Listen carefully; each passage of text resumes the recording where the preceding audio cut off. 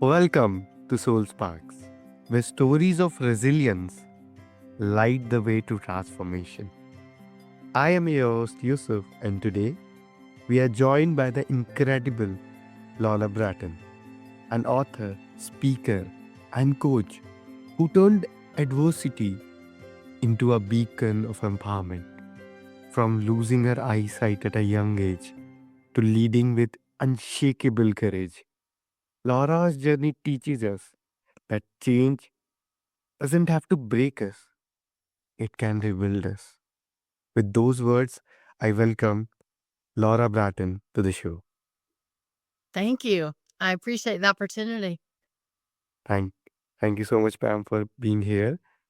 Laura, when life shifted so dramatically for you, what did change truly mean in those years? So I want to describe what it meant to me at first and then what I discovered it meant moving forward. So my first reaction to the major, significant, life-changing event was denial. This is not happening. It's not that bad. It's definitely not permanent. Those were all the questions, not questions, just statements I was saying. And I didn't believe that. It was just my survival was denial. Then once the denial wore off, it was, well, I'll just push through this. I'll just push through, not feel my emotions. That's resiliency. That's navigating through change. That's being strong. I won't ask for help. I won't show my emotions. I'll just bury all my emotions, swallow all my emotions. I won't feel anything. That reaction did not last long. That reaction was not sustainable because that reaction was denying the validity of the actual facts and my new normal. So what I to answer, share that to give background if I didn't just jump into this immediate, oh, let me just be resilient and move forward. I didn't just jump into this healthy mindset. I wanted to paint the picture of where I was originally for a while of just push on, swallow the pain, ignore the pain. What I experienced and what I realized when that did not work was resiliency for me was actually acknowledging the pain, feeling the difficult emotions, and then choosing to move forward even when life was still hard. Oh, So, a very practical example of what this looks like in a real world situation was as I was in high school and experienced all this change of adjusting to life without sight. mm, Of course, I was extremely fearful, but that resiliency looked like, okay, I'm extremely fearful and uncertain and anxious about the future. So all I need to do is focus on today and getting through class and each class session today and getting to lunch. And then I'll figure out the rest of the day. So again, it looks like validating. Yes, I'm fearful. Yes, I'm panicked. Yes, I'm overwhelmed. And I choose to just get through math class, get through Spanish class, get through English, whatever the subject was. So it wasn't waiting until the fear, the anxiety disappeared, because that was that wasn't gonna happen. It was acknowledging that it was present and still moving forward. yes. So, looking back now, how has your definition of change evolved with time? So it's absolutely evolved by accepting the new normal, accepting that the change is what it is. So just as I shared my reaction initially, another one of my major reactions that has evolved was I thought I had to prove to everybody and show everybody. I used to have full sight. I used to be I used to be sighted. It was like I had to justify. So even if it wasn't in the conversation, I would figure out a way to weave in the conversation. Oh, well, 10 years ago when I had sight or 2 years ago when I had sight. It was like I had to justify the change. So the way to answer that question, the way that my definition has evolved and changed has been accepting my new normal, accepting that it is what it is. And it's not right, it's not wrong, it's not good, it's not bad. It's just reality. And so, what am I going to do? How do I accept myself and become comfortable in this new normal? Your evolution is, it feels so powerful because it's like the same word now carries a deeper meaning, deeper rhythm once you have lived through it. Yes. But many people resist change because it feels like losing control. How did you learn to trust the unknown or get through that situation? You are 100% describing my experience. It was like I lost control of everything. Mm. And so I was resisting. I even had therapists, mentors. I had so many people tell me, Ari, you're just resisting. If you just stop resisting, life would be so much easier. You'd have so much more mental energy. Yes. Here's what I discovered through their support and through working with them. Yes, I was losing control of so much in life. I could not control that I was losing my sight. I could not control I was becoming a blind person in a sighted world. What I could control and what helped me move forward from that resistance was knowing that I could control my mindset. I could control my response to blindness. I could control my response to the change. It feels like we cannot control the situation that we are in, but we can 100% control how we react to them, how we go for them. Yes. And that was my experience. And that's the only thing that gave me a sense of control, right? Like it gave me that sense of, okay, I do have power in this situation, not power over, just power with. And that's my mindset. Exactly what you said. That's that's again very powerful because when you are losing control and in that particular storm, you just feel that everything will be swept away. It's like, But 100%. but when the storm goes and whatever that you have is much more beautiful, much more stronger that you ever could have before the storm. You also speak a lot about grit and gratitude. How do these two forces work together? So I want to quickly define each and then describe that'll make sense of why they work together. So I defined grits as very similar. Everything I learned about grit is from Dr. Angela Duckworth's work. So she talks about defining grit as having that long term goal, which for me, that long term goal was figuring out how to live as a person without sight in a sighted world, Mm. but that every day breaking it down to small, manageable goals. So again, for me, those small, manageable goals would be okay, my goal for today is to acknowledge my fear and still make it through every class session, still make it through the day. Mm.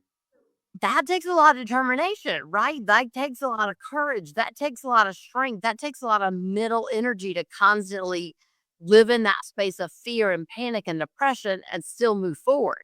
That's Mm. exhausting. It's empowering, but it's also exhausting. Yes. So that's where the gratitude comes in. And the way that I define gratitude is not being grateful and positive for everything all the time, walking around saying thank you and just being happy and thankful for all situations, good, bad, everything. The way I define gratitude is acknowledging and appreciating and valuing what helps us navigate through the change. Right. So, again, a real world example is I don't wake up and say, I am so grateful to be blind in a sighted world. I recommend this to everybody. Everybody should go try this. This is really fun, guys. What I do is wake up and say, I am so deeply grateful to have a guide dog that helps me navigate the world. So again, it's becoming aware and appreciating what I'm grateful for in the difficulty, in the adversity. So I wanted to define what each of those meant to talk about how they, to answer your question, how do they work together? So the grief gives us the determination, the fortitude, the tenacity to say, yes, this is hard and I'll keep going. The gratitude balances out that grit with giving us the mindset and the perspective of, yes, this is hard. Yes, this takes a lot of determination. And I'm deeply grateful for what I have in that determination, tenacity, strength. So they equally support each other. Wow. We sometimes, or most of the times, chase strength without realizing that gratitude might be its foundation. As someone who helps others through change, what's one misconception that you have recognized that people have about resilience? This was both my experience and the experience it was when I work with so many people. It's a weakness to acknowledge our pain. It's a weakness. And again, what I mean by that, a real world example is people don't want to admit they're anxious. They think if they admit they're fearful, it's going to shut them down and they're never going to be resilient. Or they think that that's not resilience. Saying how they really feel, expressing that is not resilience. So I would say that would be the number one common factor is that we think even just having a good deep cry, that healing cry to just release those emotions, people interpret that as a weakness, not as a form of healing to move us that is actually deeply resilient. That's the common thing within myself and within people I work with. And that goes across all ages, no matter where they live, like that goes across all demographics. Okay. And how can we begin to practice real resilience, not something performative? To start from a foundation, a place of knowing that we are enough. Mm. And the reason, again, I say this is because my real world lived experience and the others I've worked with, we get so focused on the change that we forget who we are. We get so focused on what's going wrong, we forget that we still matter in the world, that we have purpose in the world. So if we can first acknowledge, yes, this change is really, really hard. Yes, I feel overwhelming. And I still remember that I'm enough. Mm. Again, the other reason I say this that I want to make very, very clear is we feel like when we experience change, that makes us less than. It makes us less worthy. It makes us less resilient, right? Like it circles back to the what we were just talking to is that misconception. We feel like the change makes us less than, makes us weak, makes us like wrong. So that's why I recommend to everyone start from that place of knowing that you're enough.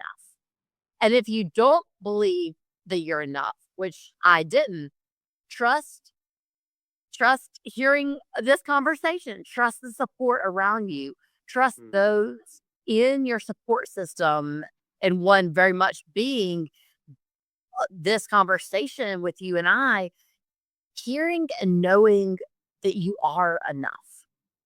Yes, that's that's empowering in itself because if you remember that you are enough in a place of the world that keeps reminding you have to do more, you have to do more, you are not enough.